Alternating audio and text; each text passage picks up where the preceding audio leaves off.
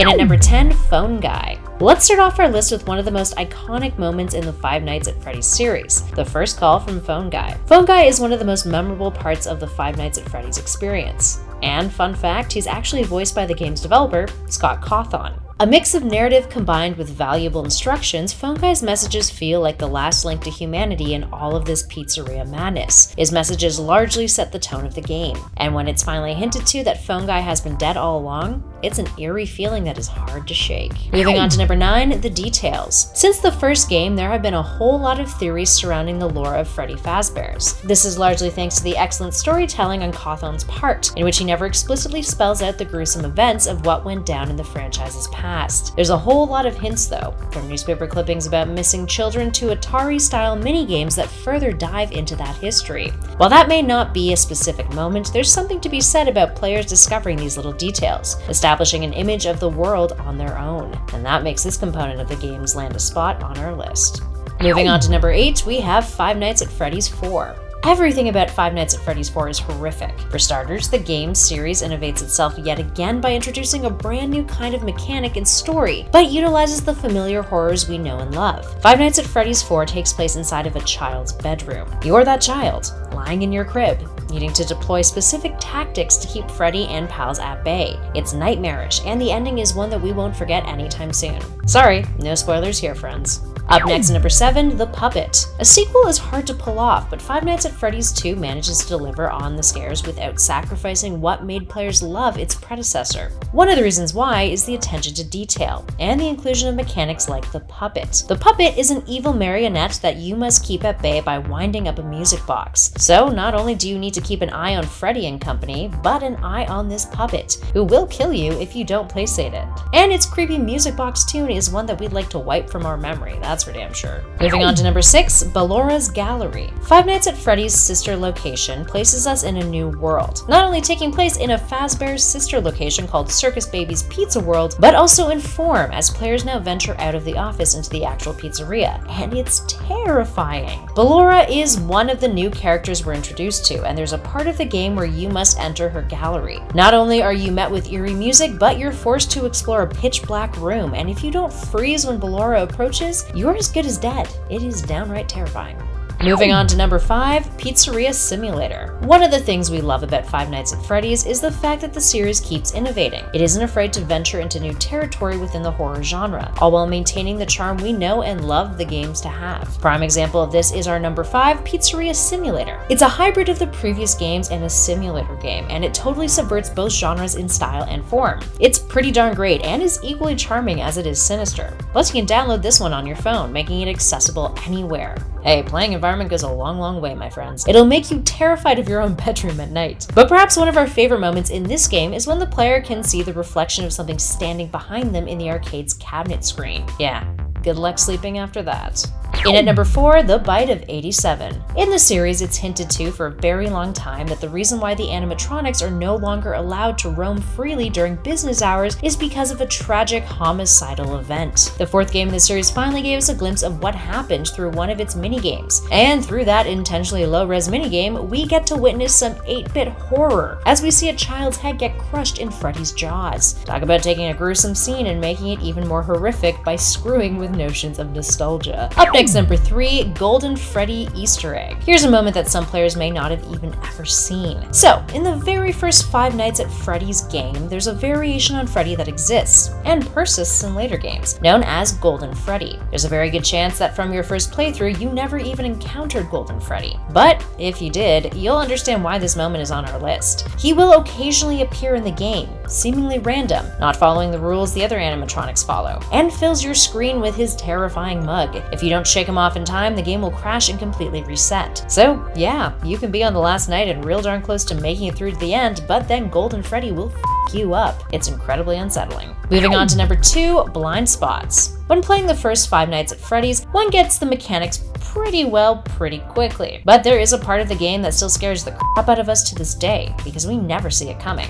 Or rather, we weren't fast enough to stop it. We're talking about when the animatronics sneak into the office via your blind spot when the hall lights are off. When this happens, you can hear groaning in the room, specifically groaning if it's Bonnie or Chica. And as soon as you take your monitor down, you'll be hit with a jump scare. It is horrifying. Often this is your first introduction to the beauty that is Five Nights at Freddy's jump scares. The worst is when you run out of power and the room goes fully dark, and you know for a fact that one of those animatronics are in that hallway in that blind spot, and it becomes a waiting game. The anticipation could kill us, but we know one of the animatronics probably will first before that happens. And finally, in our number 1 spot, Help Wanted. Five Nights at Freddy's Help Wanted was released on May 28th of 2019, and it answered oh so many prayers we had for the series. Help Wanted is the long-awaited VR Five Nights at Freddy's game, the 7th in the series and chronologically set after the events of the 6th game, Pizzeria Simulator. Presented as the Freddy Fazbear virtual experience, this well-received title is a little meta. It's a game that was produced by a fictitious company called Fazbear Entertainment to help improve its image after suffering from a slew of lawsuits. Can't imagine why they'd be sued. Can you?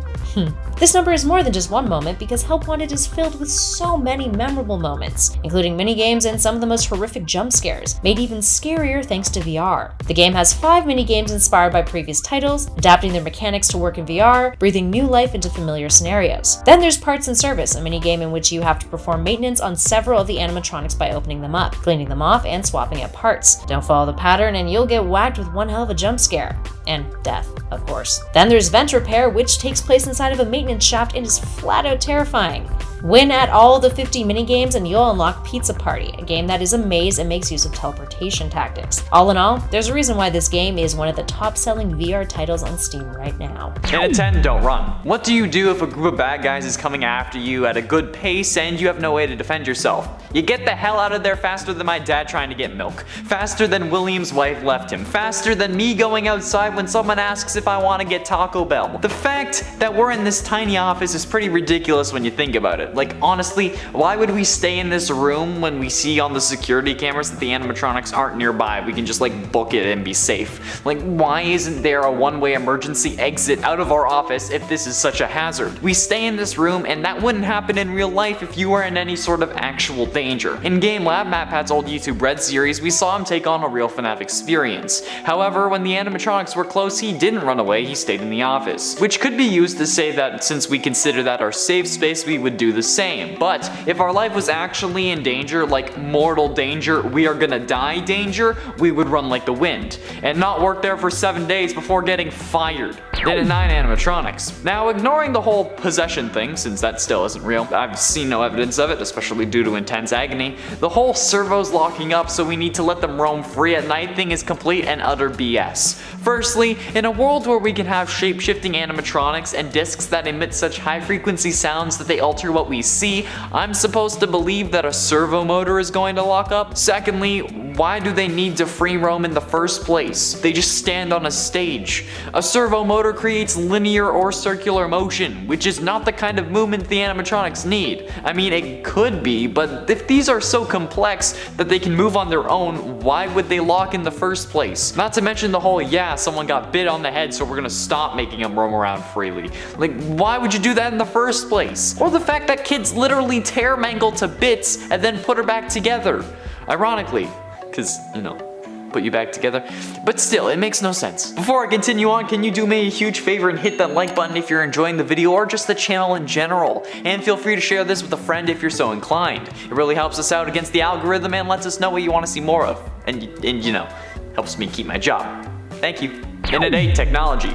Speaking of animatronics, what is up with the technology in this world? They're so advanced, but at the same time, they have the same tech that they would have in that era. The illusion discs are already crazy overpowered. Like, life is a perfectly balanced game with absolutely no exploits, but those things are absolutely nuts. And then there's the Funtime animatronics, where Baby literally stores a claw in her stomach and can capture children, and their AI is so advanced that Ballora can talk, and she isn't really possessed. Unless we go off the FNAF novels, and even if we did, it's from 5 different kids, so they would just be gargling. And the animatronics' ability to free roam is incredible. They were doing this before they got possessed as well, so their AI is incredibly advanced. Yet for some reason, they don't have smartphones or better computers. Like, NASA would be interested in the AI of these animatronics, so why is there other pieces of technology that are the same as they would normally be in that era? It makes no sense to me. And it's 7, wall tiles. FNAF FNAF 3 is a trippy game to say the least. With multiple different endings and a load of puzzles along the way, the supposed to be final game of the series takes some weird turns. But I think the most egregious offense is the freaking goddamn wall tiles. Why do you have to dial in a phone number on some panels in the wall in order to set souls of dead kids free?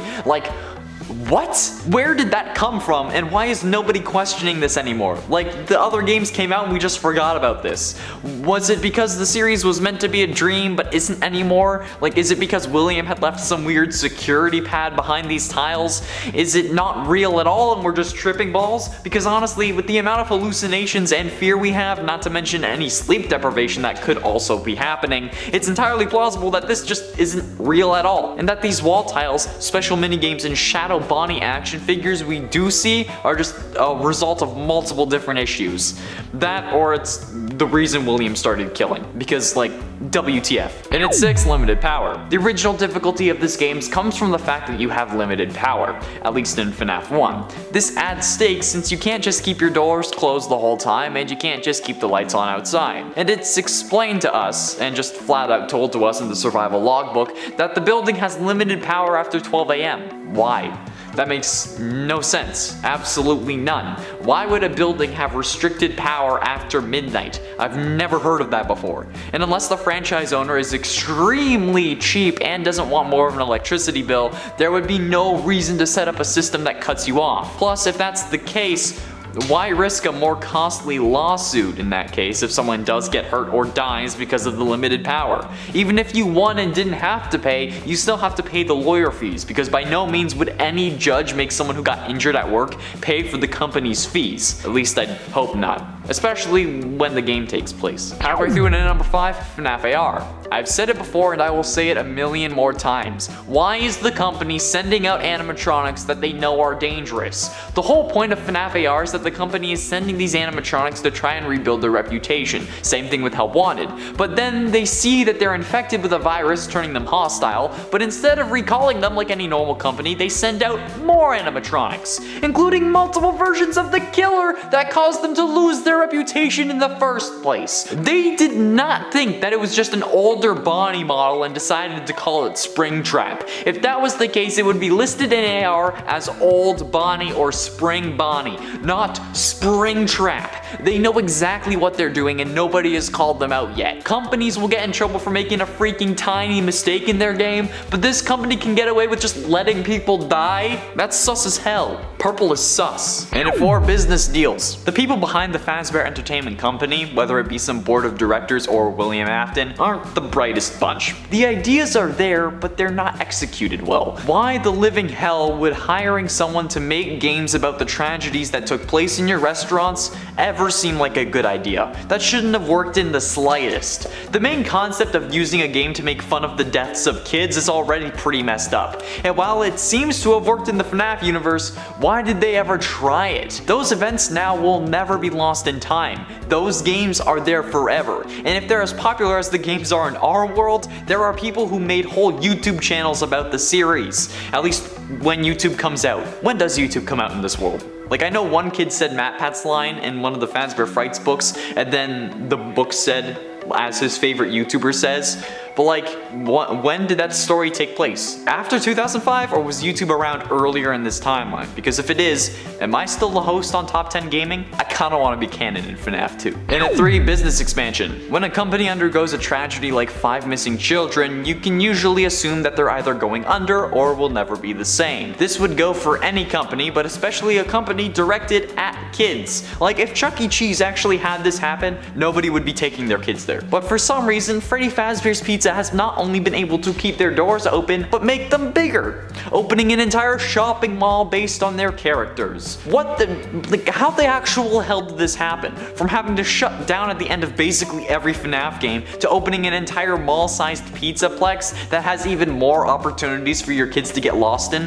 What the ever-loving crap happened to make that work? This has to be the most ridiculous form of logic in this series. I'm not even exaggerating. I don't care how many comments say that they would love a real FNAF. If it was actually real and there were actual deaths, you'd be scared crapless to go there. You wouldn't actually go unless you were an adult with no kids, or a YouTuber trying to put together the mystery of what really happened, and to see if their pizza is recycled. Penultimately, in a number 2, investigation. Speaking of trying to find out what really happened, why didn't the cops? We know that there was an investigation thanks to the Midnight Motorist minigame from FNAF 6, but they never found the bodies, even though the animatronics smelt like death and were oozing mucus and blood. So much that they had to actually shut down according to the FNAF 1 news clippings. So what gives? Why did they close their investigation so quickly? Or why didn't they look into the suits when it was reported that they were leaking blood? I don't care if it's the 80s and the police don't have the tech they do now. If a place you were investigating missing people but found no bodies had something that is leaking blood, you go check that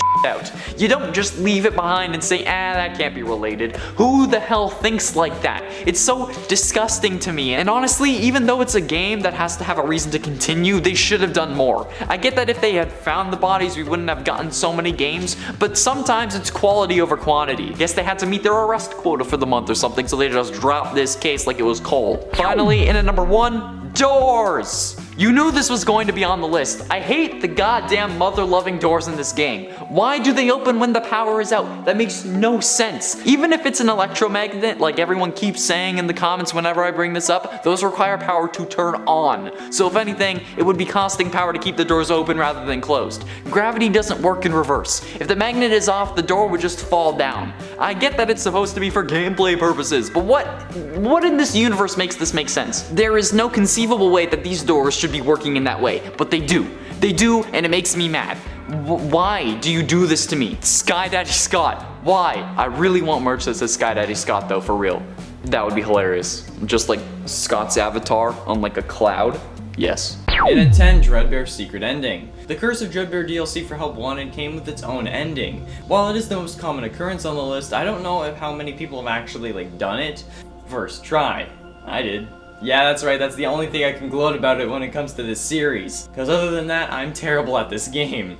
But in the Corn Maze minigame, if you can manage to get all 4 keys, a final one will spawn. The game will ring a bell so that you know what direction the key is in, and then you gotta go find it. If you find it, make it back to the middle before Foxy catches you. After you get the key, you can't hide anymore, so it's kind of annoying. But manage to get away and you will walk into a cellar filled with broken things from the barn that you go to after you win. Note that this isn't actually the barn, since it's a smaller place and, not a barn. Your character starts panting because you've been chased by a demon fox for 20 minutes, but there is a way to stop it. If you head up to the table in front of you and pick up the bunny mask and you put it on. It'll calm the player down or at least slow your breathing and serves as an ending to the DLC. Most people who want to see this will make it happen, but I did it first try. Even MatPat didn't do that, so In at 9, getting a theory right. Now at least this was right when we first started making theories. However, after MatPat got FNAF 2 mostly right, we all felt encouraged to keep pursuing the golden fleece of Freddy Fazbear. Well, actually getting a theory 100% right is fairly rare in the FNAF world, especially when you remember Scott is one of the biggest internet trolls known to man. So if a theory is incredibly popular and can fix a whole bunch of problems with the timeline, he can just rewrite the series so that moment you're talking about never happened. Yeah, he's probably that kind of person. I don't know, none of my theories have been popular enough to notice. I'm not the theorist about games. I'm not the game theorist, MatPat, who has probably been trolled by Scott the most. Notice me, senpai. Was I talking about MatPat or Scott? Yes. In at 8, beating 50-20 mode. If you are unaware, 50-20 mode is basically the main game of Ultimate Custom Night. It's the only thing that provides any sort of ending. 50 animatronics at max level and surviving until the end of the night, which is nearly impossible. Obviously, people have done it, but those people are better at the game than I am. So I know for a fact that not everyone will be able to do this without a lot of work and time. Even if I wanted to, I don't have time for that. I have a job, I have a girlfriend. I'm not hating on those people. I actually wish I was good at FNAF. I legit almost died first night because I ran out of power on this channel. You can actually go watch that video. I ran out of power, but I managed to make it to 6 AM before I got jump scared. So thank God, because I hate horror and being scared in general. Horror games in VR are literally the worst thing I've had to do on this channel. Even if I did suggest it. Unless I'm getting paid bank for it. Or if I need to do it to pay rent. Either way, not everyone is going to be able to beat 50-20 mode. So I'm gonna call it rare, and honestly, you can't fight me on this. And at 7, staring animatronics. The first camera we see when we open a FNAF is the one of all 3 animatronics standing at the main stage. This is normal. However, sometimes the animatronics can start to stare at the camera. While that in itself can be fairly rare, however, having all 3 animatronics look at you is something you can only see in your dreams. Not actually, I'm just kidding, but it's a rare occurrence that I've never seen personally. And do you know how much I've played the first FNAF game? Not much. But I've still never seen it. Plus, I've never seen anyone else get it unless it was a picture on Google. I mean, if I'm wrong, feel free to correct me in the comments. We all know people are going to do that anyway, but at least this way you know I gave you permission, and maybe that'll discourage you because I'm letting you. By no means is this the rarest thing on the list, but this isn't the most common thing either, so just chill out if I'm wrong. Like, relax. Number 6, seeing coffee. FNAF VR is full of Easter eggs and references, both in the mini-games as well as the main game Nights, since Help Wanted has FNAF 1-3 playable. The rarest one of these, however, comes in FNAF 3. I talked about this Easter egg in the top 10 secret FNAF animatronics video, and hardly anyone mentioned the fact that a sentient coffee machine is canon in the FNAF world. I read the comments. Well, if you reload any FNAF 3 night enough times, you'll be able to potentially see this coffee maker just sitting on your desk. He comes from one of Scott's other games that he ended up failing, called Desolate Hope, and Coffee is described as an autonomous service robot designed to tend to the needs of nearby humans. He won't do anything, he won't make coffee, but seeing it is very rare, and it hasn't happened to me or anyone else I've seen play the game unless they were intentionally looking for it. Still searching for that other Easter egg though. And at 5, it's me. Speaking of that other Easter egg, let's talk about this It's Me one from the Curse of Dreadbear DLC. At this point, I've only seen one channel actually get this Easter egg, and I've spent countless hours trying to find it myself, but to no avail. I got comments saying that Daka was able to get it, but I wasn't able to find the video, so I can't confirm or deny that claim. And I'm only running with what I know, it's the best any of us can do. The It's Me Easter egg, if you're unaware, is only available in the Curse of Dreadbear DLC for Help Wanted. After you win a level and get sent to the barn with a banner saying you won, 3 posters will be around the room. You also get like 4 darts. If you manage to get all 3 posters as clowns, which is just based on luck, and hit them each with a dart, the room changes into a form of blacklight room and the banner flips from saying congratulations to it's me, and everything just looks hella creepy. And at 4, FNAF 2 Help You. FNAF VR has questionable canonicity when it refers to the events that take place during games that we've seen before. Like in the first 3 FNAF games, we can't be sure if things are different than the ones from the canon lore. For example, in FNAF 2, you can see a naked endoskeleton commonly called Endo, who can just be standing in your office and doesn't have any effect on gameplay.